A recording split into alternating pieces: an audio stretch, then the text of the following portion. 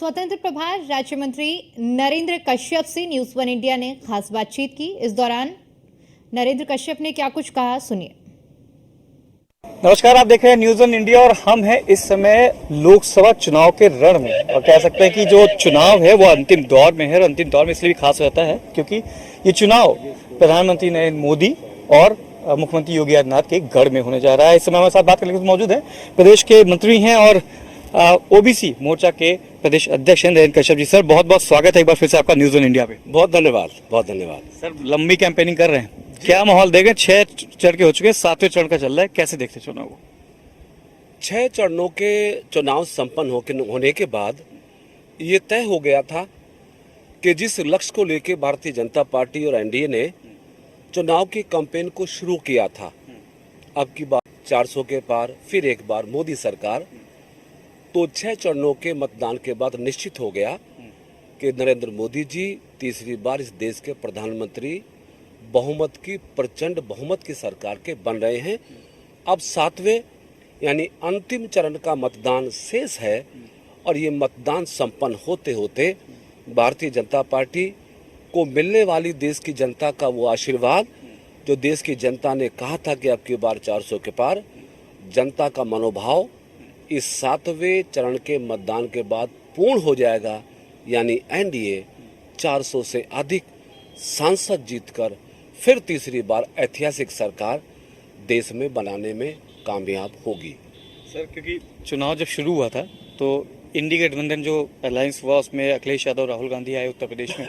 राहुल गांधी ने पीडीए किया, पिछड़ा दलित और अल्पसंख्यक, जो बेसिकली आप ओबीसी मोर्चे के अध्यक्ष भी हैं, प्रदेश के अध्यक्ष भी हैं, तो कहीं ना कहीं आपके जो टेरिटरी में आते हैं, जो समुदाय आते हैं, उनको कहीं ना कहीं टारगेट करने की कोशिश की गई है।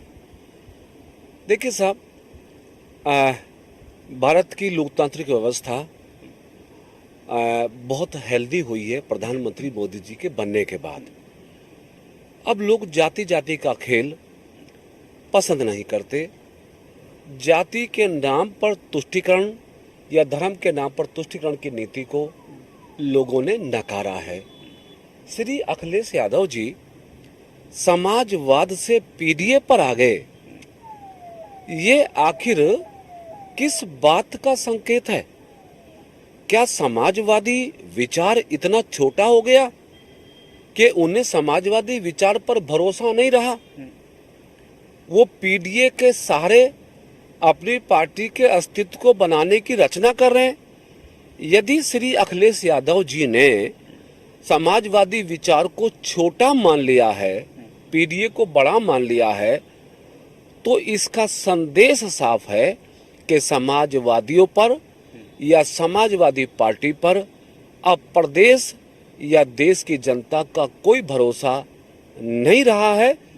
और ये घटते हुए भरोसे का ही परिणाम है कि जो समाजवादी 2012 से 2017 के बीच बहुमत की सत्ता के साथ प्रदेश में सरकार का संचालन करती थी, वो देश की सर्वोच्च पंचायत में केवल 5 सदस्य जिता पाई।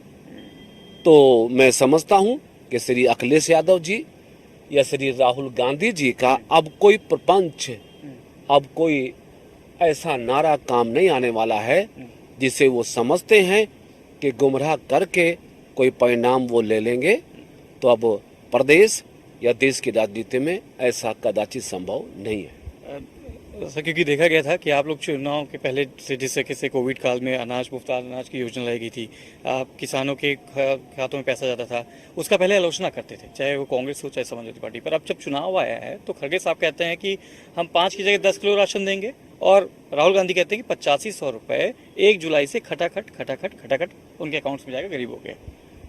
पहले आरोप लगाता था कि गरीबों को आप लोग कमजोर कर रहे हैं। जैसे जैसे इंडी गठबंधन को इस बात का एहसास हुआ कि श्री नरेंद्र मोदी जी के नेतृत्व वाली एनडीए फिर से तीसरी बार सरकार बनाने के लिए मजबूत हो गई है, सफल हो गई है, वैसे वैसे इंडी गठबंधन ने हमारी बहुत सारी योजनाओं की नकल करते हुए उसमें धनराशि को बढ़ाने की घोषणा की या उसकी मात्रा को बढ़ाने की घोषणा की। यानी पांचों साल इंडी गठबंधन के लोगों ने हिंदुस्तान के 80 करोड़ लोगों को निशुल्क मिलने वाली राशन की योजना का विरोध किया। और अब जब वो देश के इस लोकसभा के चुनाव में अपने आप को फंसा हुआ महसूस कर रहे हैं, तो वो कह रहे कि हम 10 किलो गेहूं देंगे। भैया आप 5 किलो का विरोध करते हैं और 10 किलो देने का वायदा करते हैं, तो ये बताना पड़ेगा इंडी गठबंधन को कि क्या प्रधानमंत्री नरेंद्र मोदी जी की वो योजना जन कल्याण के लिए सही साबित हुई कि नहीं हुई। अगर सही साबित नहीं हुई तो फिर उस योजना को आप बढ़ाना क्यों चाहते हैं? अब 10 किलो देने की बात आप क्यों करें? मतलब साफ है कि प्रधानमंत्री जी का चाहे हिंदुस्तान के 80 करोड़ लोगों को निःशुल्क राशन देने की योजना हो, 50 करोड़ लोगों के जनधन खाते खोलने का काम हो, या 55 करोड़ देशवासियों को आयुष्मान योजना के आधार पर स्वास्थ्य सेवाएं देने का काम हो, या 13 करोड़ किसानों को प्रधानमंत्री किसान सम्मान निधि से मजबूत करने का काम हो, और चाहे 12 करोड़ शौचालय और 10 करोड़ उज्ज्वला योजना के अंतर्गत गैस के कनेक्शन देने की योजना हो, हर योजना प्रधानमंत्री जी ने अपेक्षित लोगों के घरों तक पहुंचाई है। 4 करोड़ मकान 10 साल में सरकार के पैसे से बनवा कर देना छोटा काम नहीं है जी। और प्रधानमंत्री जी ने घोषणा की है कि आने वाले 5 सालों में हम हिंदुस्तान के और भी 3 करोड़ गरीब भारतीयों को पक्के मकान बनवा कर देंगे। प्रधानमंत्री जी तो ये भी चाहते हैं कि यूसीसी हमारे देश में लागू होना चाहिए।